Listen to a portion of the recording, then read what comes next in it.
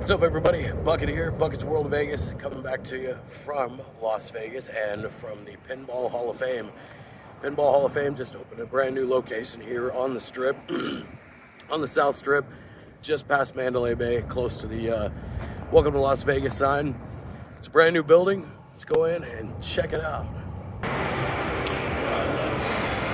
So here you are, right as you walk in the door. Here's your rules. Yeah, no yelling, use your inside voice. Okay! No alcohol. No smoking grass or smell of. That's great. So obviously the Pinball Hall of Fame has far more than just pinball machines. Zoltar, that's a classic.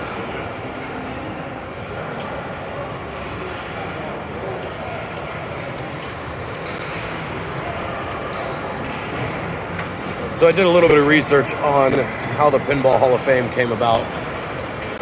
And it was all kind of put together, or the brainchild of a gentleman by the name of Tim Arnold, who had a couple of arcades back in the day in the Midwest. And I guess it was in the 80s, he sold out his shares to his arcades and decided that he was going to retire and move out to Las Vegas.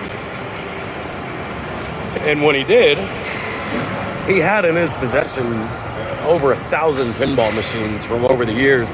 And the reason that he had them is because when he was rotating out machines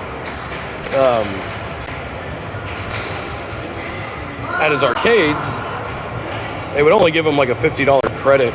And he just kind of figured, well, why would he get rid of them for $50? So he kept a lot of them. And he moved out to Las Vegas, and slowly but surely, he brought the entire collection out. And I'm paraphrasing this. Long story short, he ended up starting a pinball club here in the Las Vegas area.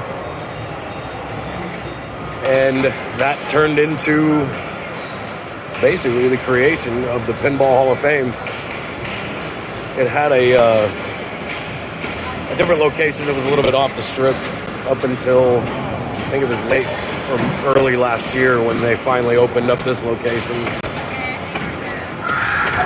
which is much bigger than the original.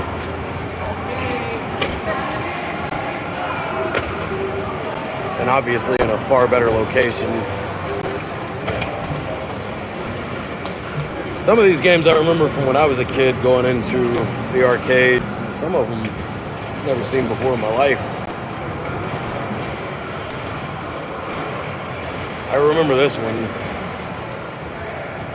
That's for sure. It was an old game room back in a vacation spot that we used to go to when we were kids that had a couple of pinball machines in them. So anyway, further about the of what's going on here. First and foremost, it's free to come in here.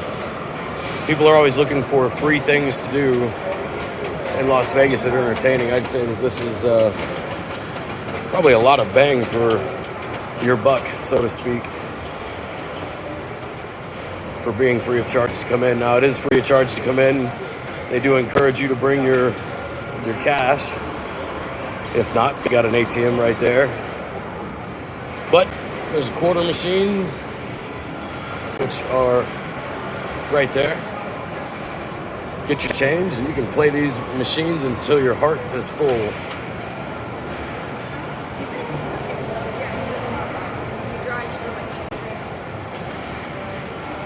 And the interesting thing about this is that this is 100% a non-profit organization. All of the quarters that go through these machines, they pay their bills, salaries, I'm sure. They pay for parts and expenses and stuff. But then whatever is left over is donated to the Salvation Army here locally. That was a charity that really kind of spoke to Mr. Arnold, so that's what they do.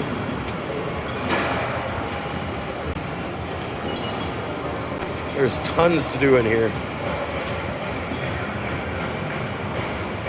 Great for kids, great for adults. I guarantee you, if you got a kid right now that's 10, 13 years old or younger, they've never seen a pinball machine in their life. Because obviously, they're becoming more and more rare as time goes by.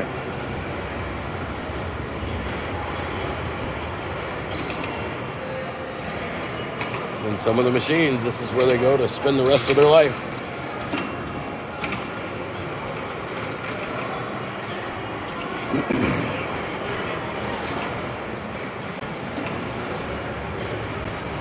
Man, some of these are old. Old. So pinball machines kind of had their heyday, or their moment in the sun in the late 70s, going into the 1980s. But obviously they were around before then.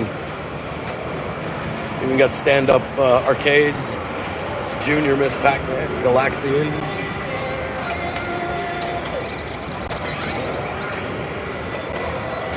A lot of baseball-themed ones.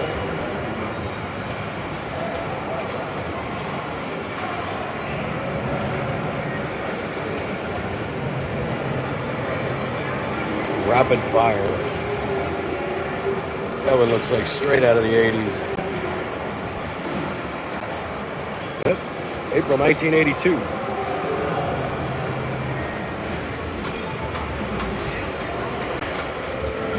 So like I said, I remember a couple of these machines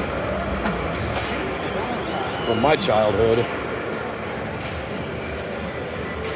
However, the one that sticks out, or that I remember the most, Cubert, wow, that's a name I haven't heard in a long time. The one that always sticks out in my memory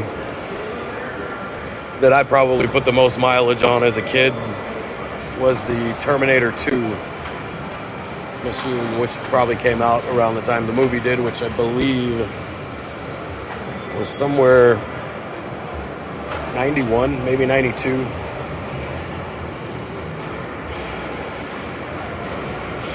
And from what I understand, I believe that there is one company that still manufactures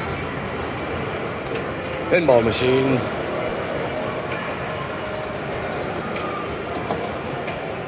Whereas the two major manufacturers, which would have been Williams and Bally's, obviously have since done away with the production of those.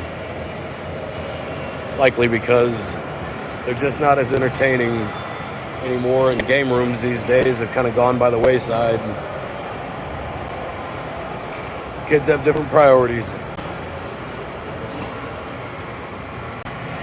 But anyway, that's just a quick walkthrough. I could focus on machine after machine and kind of describe to you a little bit about each one, but no sense. I think you'd be far better pressed to come out here with a pocket full of quarters and enjoy it for yourself. Again, it's free of charge to walk in. Bring your kids, play the games, have a good time, and enjoy yourself. We'll speak to you guys soon.